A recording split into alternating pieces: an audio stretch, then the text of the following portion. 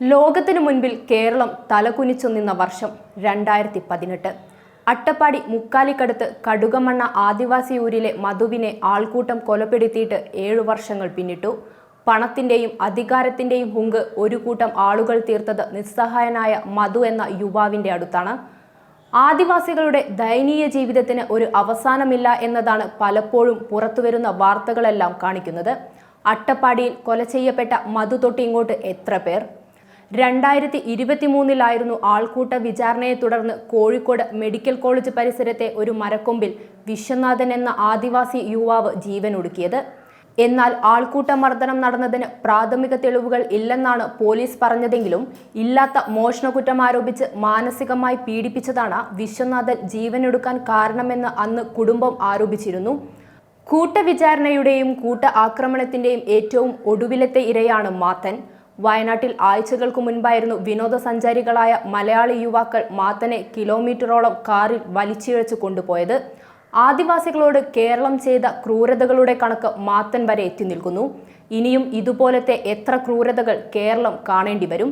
ഇതെല്ലാം നടക്കുന്നത് പ്രബുദ്ധരായ ആളുകളുടെ ദൈവത്തിന്റെ സ്വന്തം നാട്ടിലാണ് എന്നതാണ് ലജ്ജാവഹം. വിശപ്പ് കൊണ്ടും മാനസിക ശാരീരികാവസ്ഥ കൊണ്ടും ജീവിത സാഹചര്യം കൊണ്ടും ഏറ്റവും നിസ്സഹായനായ മനുഷ്യൻ, അതായിരുന്നു ആൾക്കൂട്ടം കൂട്ടക്കുരുതി നടത്തിയ മധു.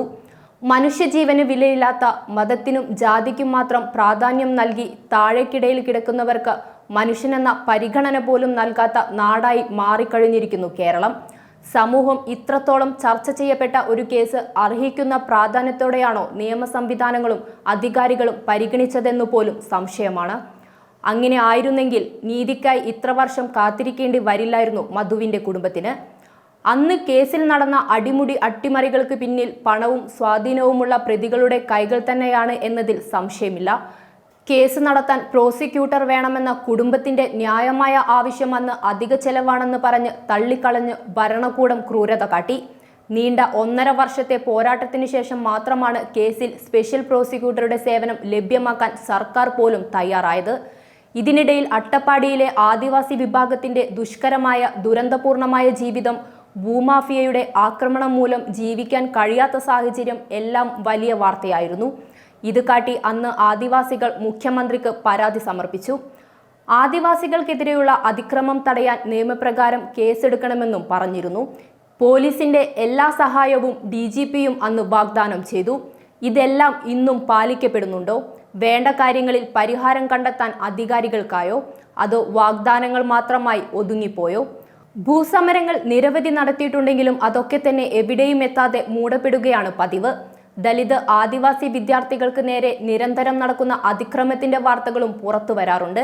അതേസമയം വിദ്യാഭ്യാസത്തിന്റെയും തൊഴിലിന്റെയും കാര്യത്തിൽ മുന്നോട്ട് വരുന്ന ദലിത് ആദിവാസികൾ നേരിടുന്ന കടുത്ത അവഗണനയും അധിക്ഷേപവും തുടരുകയാണ്. ആദിവാസി വിഭാഗം ബന്ധപ്പെട്ട് എന്ത് പ്രശ്നമുണ്ടായാലും അവയെല്ലാം ഒറ്റപ്പെട്ട സംഭവമാണെന്ന് ചൂണ്ടിക്കാട്ടി അവഗണിക്കാനാണ് സർക്കാർ പലപ്പോഴും ശ്രമിക്കുന്നത്. പട്ടികവർഗ കോളനികളിൽ നവജാത ശിശുമരണവും പ്രായപൂർത്തിയാകാത്ത പെൺകുട്ടികളുടെ ദുരൂഹ മരണങ്ങളുമെല്ലാം കൂടിപ്പോയാൽ 2 ദിവസം മുഖ്യധാര ചാനൽ വാർത്തകളിൽ നിറഞ്ഞു നിൽക്കും. അതിനപ്പുറം ഒരു പ്രാധാന്യവും വാർത്തകൾ പോലും ഇവർക്ക് നൽകാറില്ല. ആരോഗ്യരംഗത്ത് നവജാത ശിശുമരണങ്ങൾ കൂടാതെ മറ്റനേകം രോഗങ്ങളും തുടർന്നുള്ള മരണങ്ങളും ആദിവാസി സമൂഹം നേരിടുന്നതിൽ ഒരു പ്രധാന പ്രശ്നമാണ്. ഈ പ്രശ്നങ്ങളെ കൈകാര്യം ചെയ്യുന്നതിലും സർക്കാർ പരാജയപ്പെട്ടു കഴിഞ്ഞു. പട്ടികജാതി പട്ടികവർഗ വിഭാഗക്കാർക്കെതിരെയുള്ള ക്രൂരതകൾ മിക്കപ്പോഴും പുറംലോകം അറിയാതെ ഒന്നെങ്കിൽ ഒത്തുതീർപ്പിൽ അവസാനിക്കും, അല്ലെങ്കിൽ ഇരകളെ ഭീഷണിപ്പെടുത്തി പ്രശ്നം ഒതുക്കിവിടും. കാടിന്റെ മക്കളായ ഇവർക്ക് പ്രകൃതിയെക്കുറിച്ചുള്ള വിജ്ഞാനം മറ്റാരെക്കാളുമുണ്ട്. ഇവരിപ്പോൾ മൃഗങ്ങളെക്കാൾ ഭയപ്പെടുന്നുണ്ടാവുക മനുഷ്യനെ തന്നെ ആയിരിക്കും. ഇവരും മനുഷ്യരാണ് എന്ന ഓർമ്മപ്പെടുത്തലുകളുടെ ആവശ്യകത ഇവിടെ വേണ്ടി വന്നിരിക്കുന്നു. ആദിവാസികളും ദളിതരും എപ്പോൾ വേണമെങ്കിലും ആക്രമിക്കപ്പെടുമെന്നതിന് കാരണമായ ജാതി ഇന്ത്യയിൽ അതിശക്തമായി വേരുറപ്പിച്ച് നിലനിൽപ്പുണ്ട്. ഒരേ സമയം 2 രീതിയിലാണ് സമൂഹം ദലിത് ആദിവാസികളോട് പെരുമാറുന്നത്. ഒരു വശത്ത് നിങ്ങൾ സമൂഹത്തിൽ ഉയർന്നു വരേണ്ടവരാണെന്ന് പറയുന്നിടത്ത് നിന്ന് ഏതെങ്കിലും തരത്തിൽ മുന്നേറ്റങ്ങളിലൂടെ അവർ ഉയർന്നു വന്നാൽ പല മുഖേനയും അവരെ അടിച്ചമർത്താൻ ശ്രമിക്കുന്നത് നിരന്തരമായ കാഴ്ചയാണ്. ഇവർക്ക് അവകാശപ്പെട്ട ഭൂമി കയ്യേറ്റം ചെയ്യുന്ന ഭൂമാഫിയകളുടെ എണ്ണവും ദിനംപ്രതി വർദ്ധിച്ചു വരുന്നുണ്ട്. ദളിതരുടെയും ആദിവാസികളുടെയും നേർക്കുള്ള ജാതീയവും വംശീയവുമായ മനോഭാവത്തിന് മാറ്റങ്ങൾ വരണം. അതുണ്ടായാൽ മാത്രമേ ഇതുപോലത്തെ അനുഭവങ്ങളിൽ നിന്നും നേരിടുന്ന അവഗണനയിൽ നിന്നും ഒരു മോചനം ഇവർക്കുള്ളൂ.